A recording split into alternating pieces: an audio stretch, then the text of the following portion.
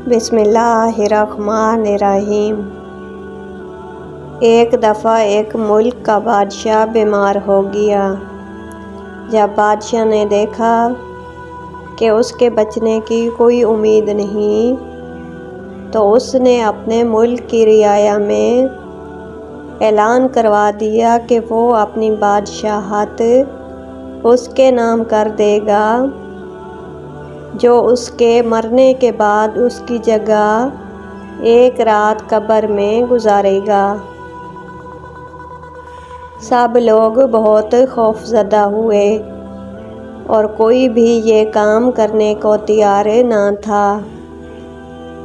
اسی دوران ایک کمہار، جس نے ساری زندگی کچھ جمع نہ کیا تھا، اس کے پاس سوائے ایک گدھے کے کچھ نہ تھا۔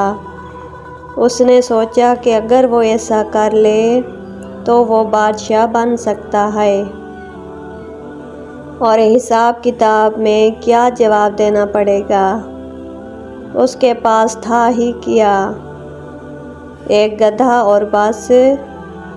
سو اس نے اعلان کر دیا کہ وہ ایک رات بادشاہ کی جگہ قبر میں گزارے گا۔ بادشاہ کے مرنے کے بعد لوگوں نے بادشاہ کی قبر تیار کی اور وعدے کے مطابق کمہار خوشی خوشی اس میں جا کر لیٹ گیا اور لوگوں نے قبر کو بند کر دیا۔ کچھ وقت گزرنے کے بعد فرشتے آئے اور اس کو کہا کہ اٹھو اور اپنا حساب دو۔ اس نے کہا، بھائی، حساب کس چیز کا؟ میرے پاس تو ساری زندگی تھا ہی کچھ نہیں سوائے ایک گدھے کے۔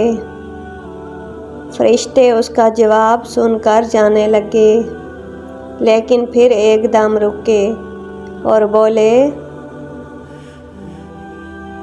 ذرا اس کا مال نامہ کھول کر دیکھیں، اس میں کیا ہے۔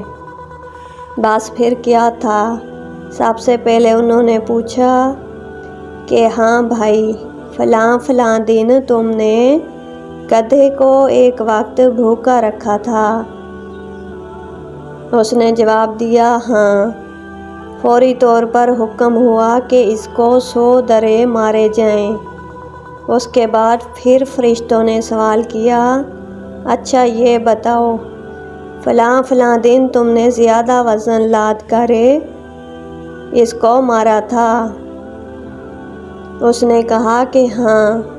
پھر حکم ہوا کہ اس کو 200 درے مارے جائیں۔ پھر مار پڑنا شروع ہو گئی۔ غرض صبح تک اس کو مار ہی پڑتی رہی۔ صبح سب لوگ اکٹھے ہوئے اور قبر کشائی کی تاکہ اپنے نئے بادشاہ کا استقبال کر سکیں۔ جیسے ہی انہوں نے قبر کھولی تو اس کمہار نے باہر نکل کر دوڑ لگا دی۔ لوگوں نے پوچھا، بادشاہ سلامت، کدھر جا رہے ہیں؟ تو اس نے جواب دیا، او بھائیو، پوری رات میں ایک گدھے کا حساب نہیں دے سکا تو پوری رعایا اور مملکت کا حساب کون دیتا پھرے؟ کبھی سوچا ہے کہ ہم نے بھی حساب دینا ہے اور پتہ نہیں کہ کس کس چیز کا، کس کس زیادتی کا حساب دینا پڑے گا، جو شاید ہمیں یاد بھی نہیں ہے۔ ملتے ہیں اگلی ویڈیو میں، تب تک کے لیے فی امان اللہ۔